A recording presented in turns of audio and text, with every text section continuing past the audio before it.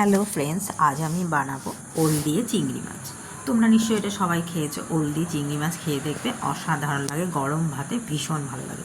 তার জন্য প্রথমে 250 গ্রাম মতো চিংড়ি মাছ ভালো করে ধুয়ে বেছে নুন হলুদ মাখিয়ে রেখেছি। তারপরে এদিকে কড়াইতে সর্ষের তেল দিয়ে সর্ষের তেলটা গরম হয়ে গেলে চিংড়ি মাছটা আলতোভাবে ভেজে নিয়েছি। চিংড়ি মাছ তো খুব ভাজতে নেই, জানোই তো বন্ধুরা। চিংড়ি মাছটা ভেজে তুলে নিয়েছি। তারপরে ওই তেলটাতে আমি এদিকে ডুমো ডুমো করে ওল আর আলুটাকে কেটে রেখেছিলাম। এটা আমি কেটে নুন হলুদ দিয়ে ভাপিয়ে রেখেছি, তোমরা কাঁচাও করতে পারো। আমি যাতে খুব তাড়াতাড়ি হয় ওই জন্য ডুমো ডুমো করে কেটে ভাপিয়ে রেখেছি। এবার ওই চিংড়ি মাছ ভেজেছিলাম ওইখানে আরেকটু তেল দিয়ে আমি গোটা জিরে আর শুকনো লঙ্কা ফোড়ন দিয়ে দিলাম। আর এদিকে আমি লঙ্কার গুঁড়ো, হলুদ গুঁড়ো, ধনে গুঁড়ো, জিরে গুঁড়ো, এখানে কিন্তু আমি আদার ব্যবহার করিনি।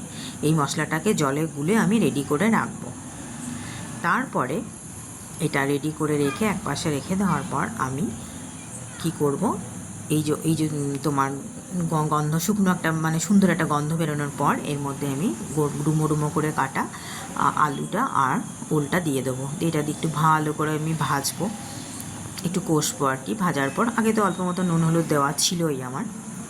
কষার পর ওই গুঁড়ো মশলাটা এর মধ্যে আমি দিয়ে আবার ভালো করে বেশ কষবো, যতক্ষণ না কাঁচা গন্ধটা বেরোচ্ছে আমি এটাকে কষবো ভালো করে কষার পর আমি ওই যে ভেজে রেখেছিলাম যে চিংড়ি মাছগুলো তার মধ্যে দিয়েও এটাকে আমি ভালো করে নাড়বো। এটাকে নাড়ার পর যখন একটু বেশ শুকনো শুকনো হয়ে যাবে নাড়বো, তখন আমি এর মধ্যে একটু অল্প মতো চিনি আর একটু নুন এটাতে আমি দিলাম। যেহেতু আমার অল্প আগে নুন দেওয়া ছিল বন্ধুরা, ওই জন্য চিনি আর নুন দিলাম। দিয়ে এদিকে গরম জল করে আমি এটা দিয়ে দিলাম। বেশি যে যতটা ঝোল খাবে, আমি বেশি ঝোল খাবো না বলে অল্প মতোই জল দিলাম।